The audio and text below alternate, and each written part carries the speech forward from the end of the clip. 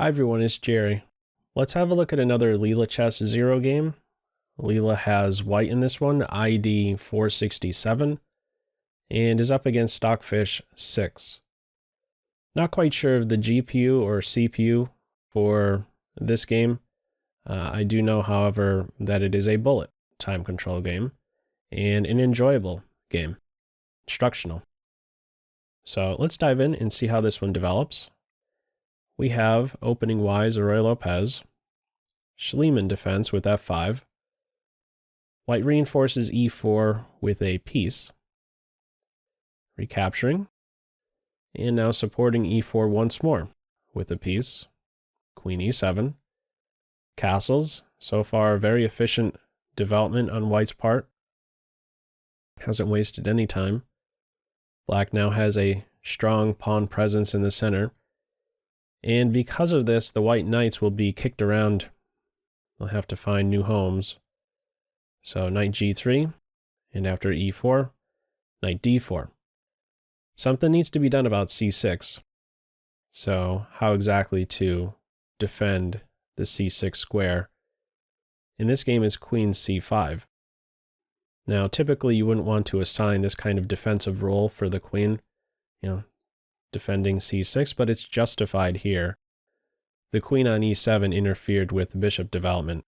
It's now free to move to d6. Also, there's a punch thrown. So the knight is secure. Bishop d6, d3. Very sensible. Door is opened. e4 is strong. It's struck out. Castles for black. Takes on e4. And now we have knight takes knight. It's very easy for black to go wrong in this position. Immediately recapturing on e4 instead of the move in the game, knight takes knight. Things can go way wrong for black. Knight b3. Knight takes e4. Bishop e3. That's a problem. Queen is in trouble. So, in the game, it's knight takes knight. Pawn takes. Queen takes. Bishop e3. And after queen to e5, this next sequence is instructional. We're going to have a change in the structure. Kicking off with f4 and e5. Now, at first glance, it seems like white is winning material. This is not the case. Well, the big thing that has happened here with white's last move is that white has acquired a 4-2 majority on the king side, and black has similar on the queen side. These pawns are very far advanced, the f pawn and the e pawn. Let's see how white works with this. First, knight g4. Very important move. Didn't have many options. This is preparing to meet pawn takes bishop with queen takes bishop. So what does white do about this? Rook f3. So taking the bishop would be a losing move in this case, because there would be bishop, pawn takes bishop, and then you could take the knight next. So what does black do? Bishop b4. Bishop d4, getting out of the knight's reach. And from here, c5. Very sensible. Looking at the majorities, each side should try and get them rolling a little bit. In particular, on the white's end, the f pawn and the e pawn. For white, the c pawn and the d pawn. So what to do about the bishop on d4? It doesn't budge. We have a3 in this position. So this is an interesting moment because it appears that black can maybe win a pawn. In the game, bishop to a5 is played. Now, if black instead captures here, and then after this capture tries to win a pawn, notice how the queen is a bit offside. This would allow white to reposition the bishop and look forward to advancing this pawn duo. Don't forget that this pawn is passed. This pawn is passed as well, but they're under control. They would be under control. We don't have this exchange. We don't have captures in the game. Bishop a5. And from here, bishop c3. Now, it's not a good idea to take the bishop. Taking the bishop in this position, how would you recapture if black captures on c3 in this position? In the game, bishop b6 is played. If bishop takes bishop, how would you recapture, with the rook or the pawn? Feel free to pause the video. Okay, the best way to recapture is with a pawn. It seems a little bit counterintuitive to do it like this because it's now isolated, but this pawn now has a very important role. Restrict black's pawn duo.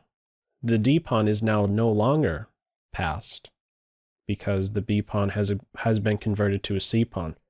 So it's nice to give this pawn that kind of responsibility. This is a great asset, the c5 d5 structure. So in the game, it's bishop to b6. One more pop quiz, move 21. What move does Leela play next? Feel free to pause the video. Okay, you ready for this one? How many of you got this move? Bishop c4.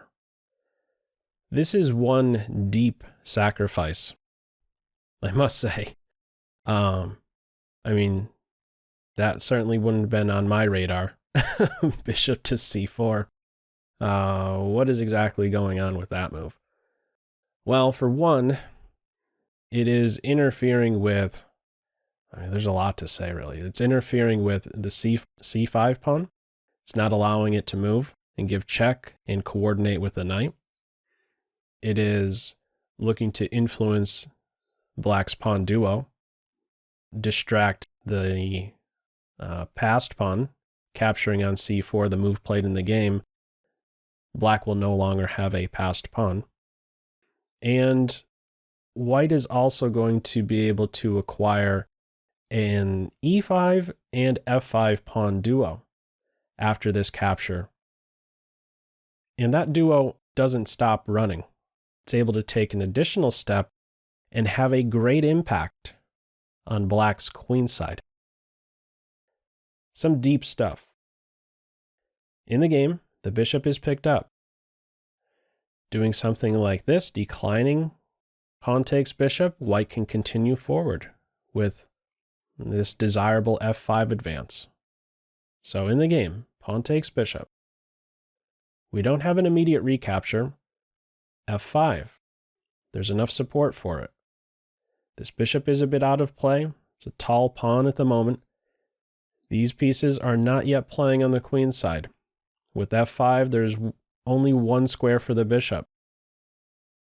And with this last move, here's the other threat. Queen takes c4 with check. And then there goes the knight. So what does black do? Rook f7.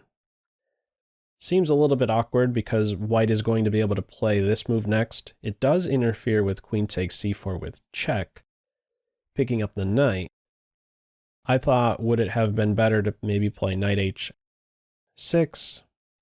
If knight h6 in this game, white could follow up with a check and then play rook a to f1. And what is soon to hit is the move f6.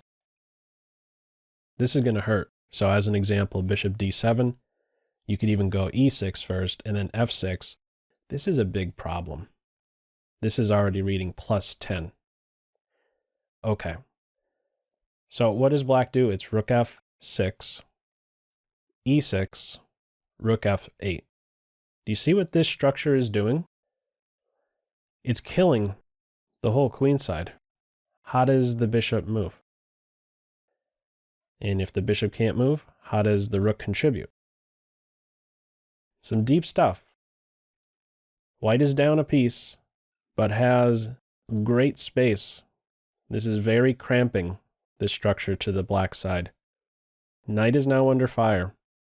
Knight f6. What move would you play in this position as white? Feel free to pause the video. Okay. Best move? Knight e4. If you didn't come up with that, you have to know a knight on g3 is no better than a knight on f6. In fact, the knight on f6 is black's best piece in this position. It's immediately challenged. White is coordinating on this point, preparing to maybe split up black's pawns. This happens in the game. What follows in the game is bishop c7, knight takes knight, and pawn takes. This looks a little bit weird to have the pawn split like this, but at least the pawn on f6 will be preventing a very strong pawn advance f6. This is something I questioned. If black doesn't want to play with split pawns, h7 and f6, suppose black takes the knight instead? Well, there's going to be some issue with potentially g7, having direct sight with the rook and bishop. And if black tries to stop this idea, we can have the move rook e1, and f6 is hitting next. This is very strong. This would be very strong for white. If black tries rook b8, looking to complete development, it's way too slow. f6 is crushing. Now that e6 is supported with both queen and rook. So, what happens in the game? We don't have knight takes knight, queen takes. Bishop c7. These pawns are now split. And because of this, now there's possibilities to get at the king along the g file. Some kind of rook up and over stuff, working around the g pawn. So from here, a4, both sides, the whole board is being made use of here. a4 is not allowing this kind of advance, let's say b5 and maybe b4, questioning this strong post, the bishop on c3. White is prepared to bring the queen elsewhere, towards the kingside in this case, and does not want to see b7 to b5 and then worry about, let's say, b4. b6 in the game, rook d1, a6, queen h4, b5, and this is met with b4. Wow. There's a lot of tension on the queen side. If pawn takes pawn, white is recapturing with a skewer. If pawn takes pawn like this, white can take here, and there's still this idea to maybe land a skewer. So as an example, queen takes pawn, you get out of the check. There's actually two threats. One is a skewer, and the other is this pressure on f6. What does black do in reply to b4? Black plays c4, and white plays a5, taking away an important square from this bishop. Now, if it wants to contribute, or let's say get to a different diagonal, this one, it has to work a little bit harder. So let's see, bishop b8. It's looking at the a7 square, but notice how it's very uncomfortable for black's queenside pieces to coordinate, kind of stepping on one another's toes. The bishop wants to be here, and at the same time the rook wants to be here to maybe do something towards the king side where the white pieces are pointing, you know, not long off from having all white pieces attacking the black king. Also, this bishop on c8 cannot get to b7 so easily. As soon as this bishop moves to b7, at any point, rook d7 is going to crush Team Black. This structure is a killer. This pawn is passed as well, connected and passed. That's one deep pawn. Okay, what happens in the game? Rook d5. There's a little bit of a fight going on over e5. This is one square that black coordinates on. There's pressure on f6, let's not forget. That was one of the ideas with the queen h4 move. f6 is under fire. So with this kind of pressure, two attackers, two defenders, can't really go too far. Right? What is black going to do with these two pieces? They're stuck defending. This rook really has like no moves. No good moves for the rook on f8. In the game, rook a7. These next two moves are a bit mysterious, I must say. King f2 and then king f1. Can't quite put my finger on why this little maneuver is played, but okay. In the meantime, black isn't doing so much.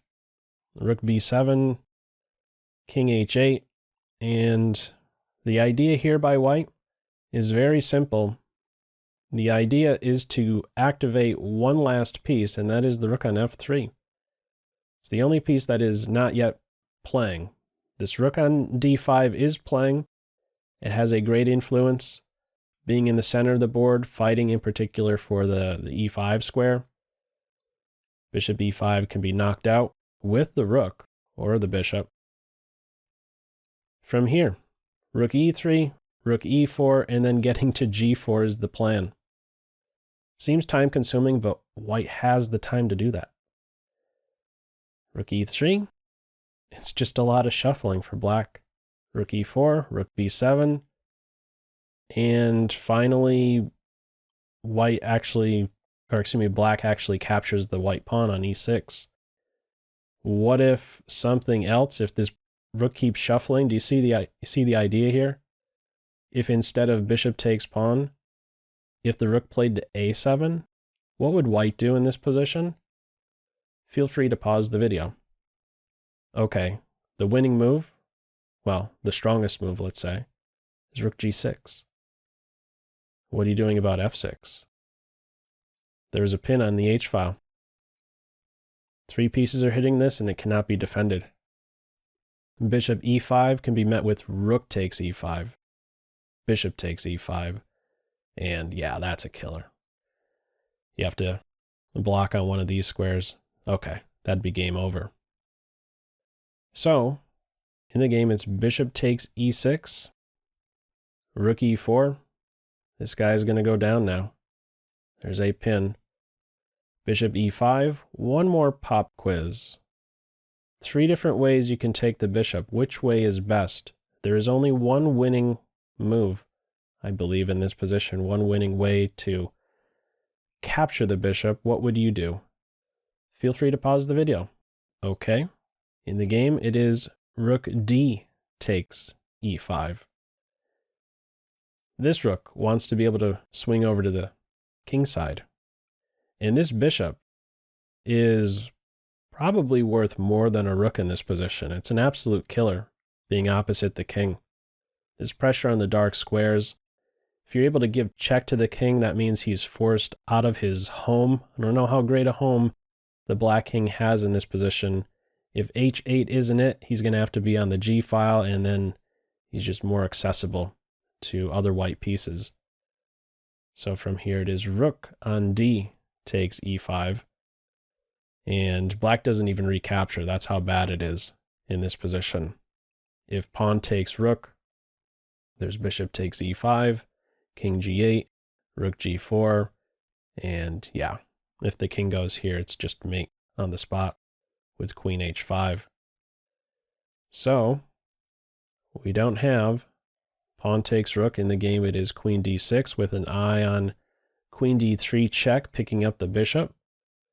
White gets out of that. And after bishop d5, just regrouping. Material is balanced at this stage, but the attack persists. Notice the king positions. This is the biggest factor. White king is safe. And the black king is simply not. Well, black is not coordinating in any way towards the white king. No pressure on g2, even if there was. The rook is there defending. Much more active white queen post. So from here, bishop g8, rook e8, and a little flight square. White has the time for this. h2 is available, queen d3, one rook is off, and black can't recapture. This is one of those positions where you're kind of hoping for the game to end in this way. If black captures on f8, this would be the fancy way to have the game end. That's a cool mate. That would be a cool mate. We don't have rook takes rook. It's queen takes bishop, rook takes rook, and from here white is just up the exchange. King h2, h5. It's not the greatest final position, but this game goes no further. After h5, white, the game is finished. White wins at this stage. If the game did continue, we can have rook e7, queen f4, looking to target the bishop. Queen also would do a very good job preventing any perpetual checks, and black would get in a position to defend the bishop. This is just one of the many ways it could have ended if it did continue. h5 once more was the final move. This is how white could convert. It's just too easy at this stage, mopping up all the pawns and just winning like so. Getting another queen. Pick your favorite way to do it. But just going all the way back to this bishop to c4 move, this is really something.